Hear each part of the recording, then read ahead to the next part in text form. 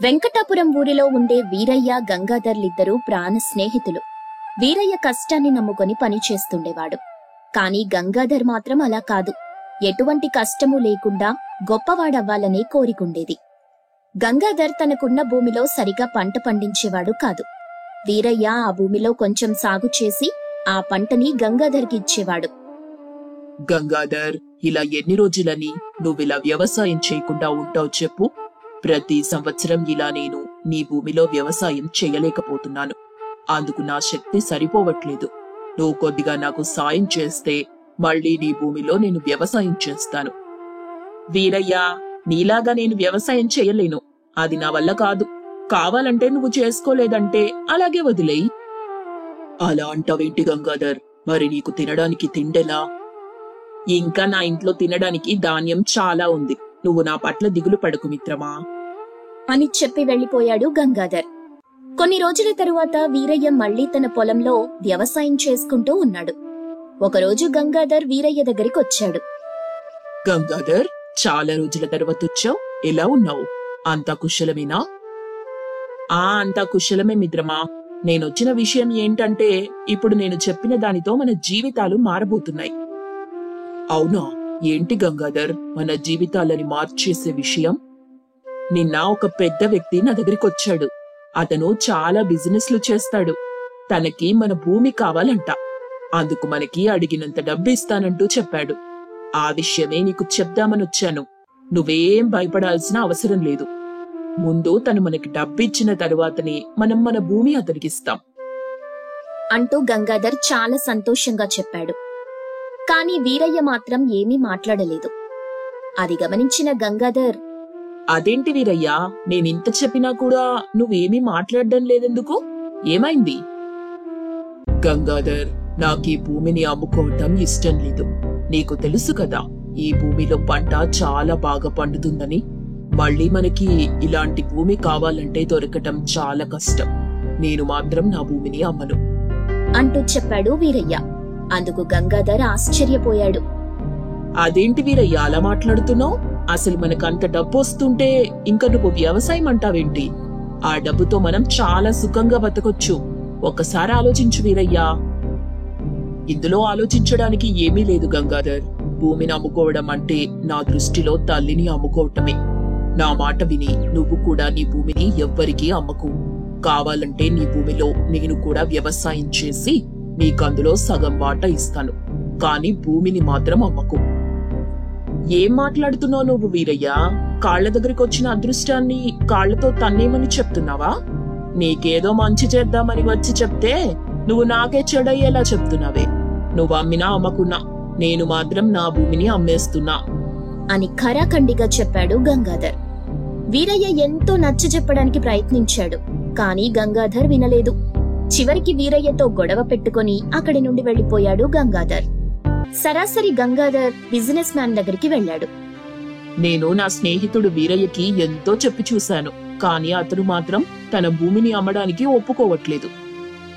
చేతుల వరకు వచ్చిన అదృష్టాన్ని పోగొట్టుకుంటున్నాడు. ఏం చేస్తాను చెప్పు? సరే, ఇంతకీ మరి నీ భూమైనా ఇస్తున్నావా, లేక నీ స్నేహితుడిలా నువ్వు కూడా భూమిని అమ్మనంటావా? అయ్యయ్యో, నేను వాడిలా తెలివి తక్కువ వాణ్ణి కాదు. ఇదిగో, వచ్చేప్పుడే భూమి కాగితాలు కూడా పట్టుకొచ్చాను. ఇవి తీసుకుని నాకు డబ్బు ఇవ్వండి. తెలివైన వాడివి గంగాధర్ నువ్వు. ఇదిగో తీసుకో. నువ్వు అడిగినంత డబ్బు ఈ పెట్టెలో ఉంది అని ఒక పెట్టెని గంగాధర్కిచ్చాడు. గంగాధర్ ఆ పెట్టెని తెరిచి చూడగా అందులో డబ్బుని చూసి చాలా సంతోషించాడు. ఆ డబ్బు తీసుకెళ్లి గంగాధర్ పెద్ద ఇల్లు కట్టుకున్నాడు. ఒక కార్ కొనుక్కున్నాడు. వీరయ్య మాత్రం తన భూమిలో వ్యవసాయం చేసుకుంటూ ఉన్నాడు. గంగాధర్ కావాలని తన కారులో వీరయ్య ముందు తిరుగుతూ, ఏంటి వీరయ్య, నీ కష్టాన్ని నేను చూడలేకపోతున్నా. ఇంకా ఎన్నాళ్లని ఇలా వ్యవసాయం చేసుకుంటూ ఉంటావు చెప్పు? పాపం, కారెక్కు, నిన్ను నీ పొలం దగ్గర దించుతాను అని వెట్టకారంగా వీరయ్యతో అంటూ ఉన్నాడు గంగాధర్. గంగాధర్ మాటలో పొగరు చూసి నవ్వుకున్నాడు వీరయ్య. పర్వాలేదు గంగాధర్, నాకు కొత్తగా ఏ అలవాటు వద్దు. నాకు నా 2 కాళ్లున్నాయి. నేను వెళ్ళగలను. కాని ఒక్కటి మాత్రం గుర్తుపెట్టుకో. పెద్దలెప్పుడూ చెప్తూ ఉంటారు, కూర్చొని తింటే కొండలైనా కరిగిపోతాయని. జాగ్రత్తగా ఉండు. నువ్వేం నాకు చెప్పనవసరం లేదులే, వెళ్ళి నీ పని చేసుకో. ఏదో అక్కడి వరకు తీసుకువెళ్దాం అనుకుంటే నువ్వు నాకే నీతులు చెప్తున్నావు అని గంగాధర్ కోపంగా అక్కడి నుండి వెళ్లిపోయాడు. గంగాధర్ దగ్గర ఉన్న డబ్బు చూసి తన పక్కన భజనలు చేసేవాళ్లు ఎక్కువయ్యారు. గంగాధర్ గారు, నిజంగా మీరు చాలా తెలివిగలవారండి. అందుకే మీరింత గొప్పవారయ్యారు. అదే మీ స్నేహితుణ్ణి చూడండి, కొంచెం కూడా తెలివిలేదు. అందుకే ఇంకా వ్యవసాయం చేసుకుంటూ కష్టంలో ఉన్నాడు. అలా అందరూ గంగాధర్ ముందు వీరయ్యని తిడుతూ గంగాధర్ని పొగుడుతూ ఉండేవాళ్లు. అందుకు గంగాధర్ ఎంతో సంతోషిస్తూ వాళ్లందరికీ ఏది కావాలంటే అది ఇస్తూ ఎప్పుడూ మద్యం మత్తులో తూలుతూ ఉండేవాడు. మెల్లిమెల్లిగా గంగాధర్ దగ్గర ఉన్న డబ్బు ఖర్చవుతూ తగ్గిపోతుంది. వీరయ్యకి పంట చేతికొచ్చింది. కొంత పంట అమ్ముకొని మిగతా పంటని దాచుకున్నాడు. వీరయ్య దగ్గర మితిమీరిన ధనం లేకపోయినా తినడానికి మాత్రం వీరయ్యకి ఏ లోటు ఉండేది కాదు. గంగాధర్ గొప్పలకు పోయి విచ్చలవిడిగా డబ్బులు ఖర్చు చేసి కారు, ఉండడానికి ఇల్లు అన్నీ పోగొట్టుకున్నాడు. చివరికి తినడానికి కూడా గంగాధర్ దగ్గర చిల్లి గవ్వ లేకుండా పోయింది. గంగాధర్ వీరయ్యకి ముఖం చూపించకుండా తిరుగుతున్నాడు. వీరయ్యకి పంట బాగా రావడంతో సంతోషంతో అన్నదానం చేశాడు. గంగాధర్ రోడ్డుపైకి వచ్చాడు. తినడానికి కూడా తిండి దొరక్క అటూ ఇటూ తిరుగుతున్నాడు. ఒక్క క్షణం ఆకలి తీర్చుకోవడానికి బిచ్చమెత్తుకుందామని కూడా ఆలోచించాడు. అప్పుడే గంగాధర్కి వీరయ్య చేస్తున్న అన్నదానం కనిపించి అక్కడికి వెళ్లి తింటున్నాడు. అప్పుడు వీరయ్య గంగాధర్ని గుర్తుపట్టి, గంగాధర్, ఏంటి నువ్విక్కడా? ఇలా మారిపోయావేంటి? అసలేం జరిగింది? నీ కారెక్కడా? అంటూ గంగాధర్ని అలా చూడడంతో అనుమానంగా రకరకాల ప్రశ్నలు అడుగుతుంటాడు. అప్పుడు గంగాధర్ బాధపడుతూ, వీరయ్య, నన్ను క్షమించు. నువ్వు చెప్పిన మాట వినకుండా డబ్బుల కోసం ఆశపడి నేను నా భూమిని అమ్ముకొని ఇప్పుడు రోడ్డు మీద పడ్డాను. నువ్వు ఆ రోజే చెప్పావు కదా, కష్టపడకుండా కూర్చొని తింటే కొండలైనా కరుగుతాయని. అది అక్షర సత్యం. అందుకు నేనే ఒక మంచి ఉదాహరణ అంటూ జరిగిన విషయాలు మొత్తం చెప్పాడు. గంగాధర్ని ఆ పరిస్థితిలో చూసి చాలా బాధపడ్డాడు వీరయ్య. నీకు ముందే చెప్పాను కదా గంగాధర్, డబ్బును కాదు భూమిని నమ్ము అని. ఇప్పుడు చూసావా ఏం జరిగిందో? ఇప్పటి నుండైనా కష్టపడి పని చేయటం నేర్చుకో. ఇప్పుడు కష్టపడదామన్నా కూడా భూమి లేదు కదా, మరిప్పుడు నేనేం చెయ్యాలి? నువ్వేదో ఒక రోజు మారిపోయి భూమి విలువ, కష్టం విలువ తెలుసుకుంటావని నాకు తెలుసు. అందుకే నీకు తెలియకుండా నువ్వమ్మిన వ్యక్తి నుండి నీ భూమిని నేను కొన్నాను. అదిప్పుడు నీదే. వెళ్లి వ్యవసాయం చేసుకో. నువ్వు ఏ వ్యాపారం చేసినా, ఎన్ని డబ్బులు నీ దగ్గర ఉన్నా అవి జీవితాంతం నీతో ఉంటాయో లేదో తెలీదు, కానీ నువ్వు నమ్ముకున్న భూమి మాత్రం ఎప్పుడూ నీతోనే ఉంటుంది. దాన్ని ఎప్పుడూ వదులుకోకు అంటూ చెప్పాడు వీరయ్య. ఆ రోజు నుండి గంగాధర్ తన భూమిని నమ్ముకొని వ్యవసాయం చేయటం మొదలెట్టాడు. పిసినారి దానయ్య. ఒక ఊరిలో దానయ్య అనే ఒక నెయ్యి వ్యాపారి ఉండేవాడు. పేరుకే దానయ్య. దానధర్మాలు చేసేవాడు కాదు. మహా పిసినారి, పైగా అత్యాశపరుడు కూడా. రోజులాగే ఆ రోజు కూడా పెరట్లో నెయ్యిని కల్తీ చేస్తూ ఉండగా అతని భార్య సుజాత వచ్చింది. ఇప్పటికే మీ పిసినారితనంతో నాకు పిచ్చి పట్టినంత పనవుతుంది. మళ్ళీ ఈ పేరాశెందుకు చెప్పండి? పళ్ళున్న చెట్టుకే రాళ్ల దెబ్బలంటే ఏంటో తెలుసా సుజాత? అది మాత్రం నాకు తెలియదు గాని ఎవరు తీసుకున్న గోతిలో వాళ్లే పడతారని మాత్రం తెలుసండి. పిచ్చి సుజాత, నాకు నేనుగా తక్కువ ఖర్చుతో నాసిరకం నెయ్యి తయారు చేసి అమ్ముతున్నానని చెప్పేదాకా నువ్వు తెలుసుకోలేకపోయావు, అవునా? నేనంటే లోకజ్ఞానం లేనిదాన్ని కాబట్టి మీ కల్తీ నెయ్యి వ్యాపారాన్ని గుర్తించలేకపోయాను. కాని కొనేవాళ్లంతా నాలాగా ఉండరు కదండి. ఏదో ఒక రోజున గుర్తిస్తారు.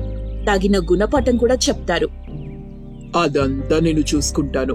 నువ్వు మాత్రం నేను చెప్పినట్టుగా ఇంటిని చక్కబెడుతూ ఉండు. అదే చేస్తున్నాను కదా. నేను వంట చేస్తే 2 రోజులు తినొచ్చు. మీరు చెప్పినట్టు చేస్తే 4 రోజులు తినొచ్చు. అదే నా తెలివి. నువ్వు మాత్రం పిసినారితనం అంటావు, పేరాశ అంటావు, ఇంకేదేదో అంటావు. మీతో నాకెందుకొచ్చిన తలనొప్పి చెప్పండి. తినడానికి ఏం చెయ్యమంటారు? ఈ పూట ఏమీ చెయ్యకు సుజాత. వారం రోజుల కిందట చేసిన రొట్టెలున్నాయి కదా, వాటిని తింటాను. వెళ్ళి నీ పనులు చేసుకో అని చెప్పగానే సుజాత అయిష్టంగా ముఖం పెట్టి ఇంట్లోకి వెళ్ళింది. నేను పొదుపు చేస్తుంటే పిసినారి అంటుంది. తక్కువ ఖర్చు పెట్టి ఎక్కువ సంపాదిస్తుంటే పేరాశ అంటుంది. నేను పిసినారి, పేరాశ ఏదైనా కావచ్చు, కానీ డబ్బు సంపాదిస్తున్నానా లేదా అదే ముఖ్యం అనుకుని ఇంట్లో నుండి బయలుదేరి రోజూ తను నెయ్యి కొనే చంద్రయ్య దుకాణం దగ్గరికి వచ్చాడు. నీకు 100 ఏళ్ల ఆయుష్ దానయ్యా. ఈ రోజు దానయ్య ఇంకా రాలేదేంటా అనుకుంటున్నాను. ఇంతలో నువ్వే వచ్చేశావు. అదంతా మీకు నా మీదున్న అభిమానమని చెప్పుకోవచ్చు.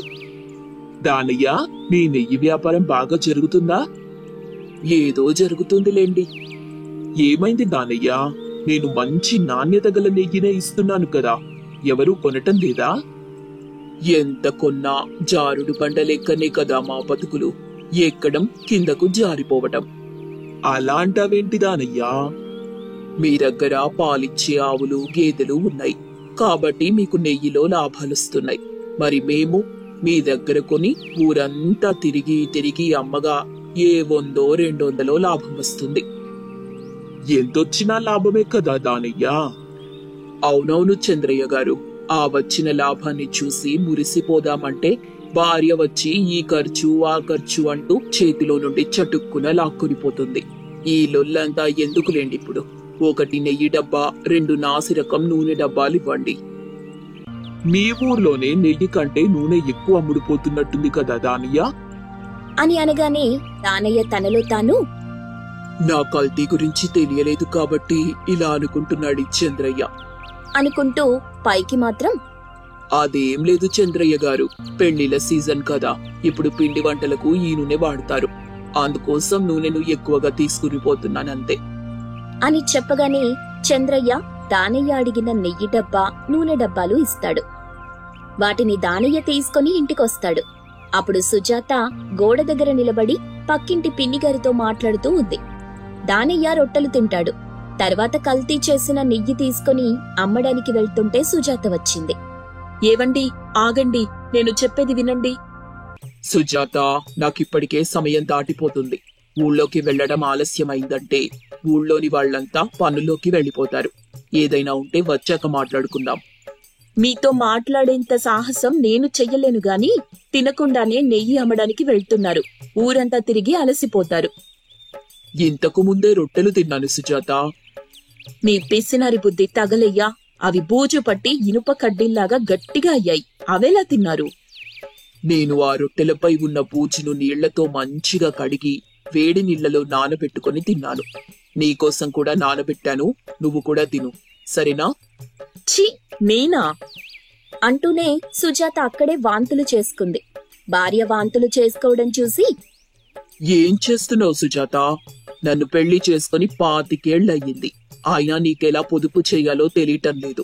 వచ్చే వాంతిని చేత్తో ఆపుకొని అలాగే మింగేస్తే ఒక పూట భోజనం మిగిలేది కదా అని భర్త దానయ్య అనగానే సుజాత కళ్ళు తిరిగి పడిపోయింది. దానయ్య పట్టించుకోకుండా, నేను కష్టపడి సంపాదిస్తుంటే పొదుపు చేయటం చేత కాదు కాని కడుపులో ఉన్నదంతా కక్కేసింది. కాస్త బుర్రవాడి ఆ వాంతిని కాపాడుకుంటే ఎంత బాగుండేది. ఏంటో నా భార్య నన్ను ఎప్పుడూ అర్థం చేసుకోదు అనుకుంటూ నెయ్యి డబ్బా ఒకటి నెత్తిలో పెట్టుకుని మరొకటి చేతిలో పట్టుకుని ఊళ్ళో తిరుగుతూ, రావాలమ్మా రావాలి, కల్తీ లేని నెయ్యి, ఖరీదు తక్కువైన నెయ్యి రావాలమ్మా, కిలో నెయ్యి 200 మాత్రమే అని అమ్ముతూ వెళ్తున్న దానయ్య మాటలు వింటుంది ఇంట్లో ఉన్న విమల. వెంటనే బయటకొచ్చి, దానయ్యా ఇలారా అని పిలిచిన విమలని చూసి, ఈరోజు మొదటి గిరాకీ, నా పిసినరితనాన్ని కొంచెంలో కొంచెమైనా చూపించాలి అనుకుంటూ విమల దగ్గరికి వెళ్లాడు. విమలతో బేరమాడి తనకి కావలసిన నెయ్యిచ్చి డబ్బు తీసుకుని తిరిగి అమ్ముతూ, నెయ్యమ్మా నెయ్యి, ఎంతో రుచికరమైన నెయ్యి, రావాలమ్మా రావాలి అలా ముందుకు వెళ్తుంటాడు. అటుగా వెళ్తున్న ఊరి పెద్ద దివాకర్ దానయ్య మాటలకు ఆగి, ఏం దానయ్య, నీ దగ్గర నెయ్యి బావుంటుందా?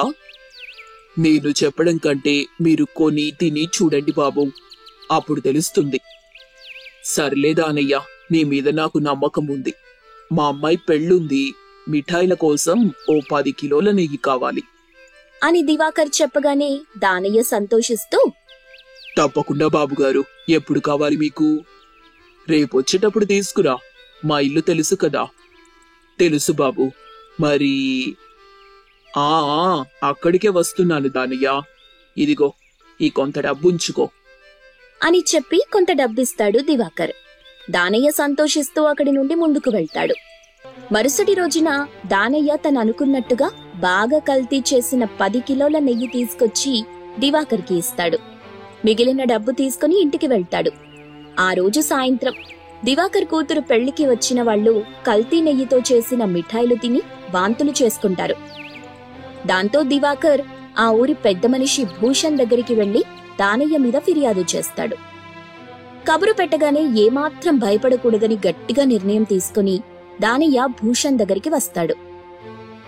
దానయ్య, నువ్వు చేసిన కల్తీ నెయ్యితో తయారు చేసిన మిఠాయిలు తిని చాలా మంది వాంతులు చేసుకున్నారు. పెళ్లి రద్దయింది.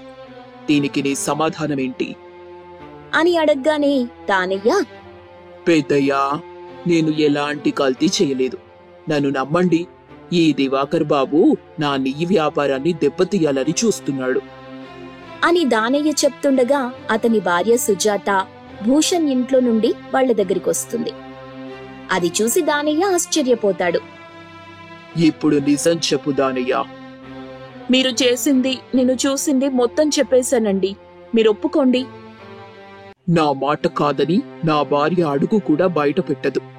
అలాంటిది ఈరోజు మీ ఇంటి నుండి వస్తుందంటే బెదిరించి బలవంతంగా నా భార్యతో చెప్పించారని నాకు పూర్తిగా అర్థమైంది.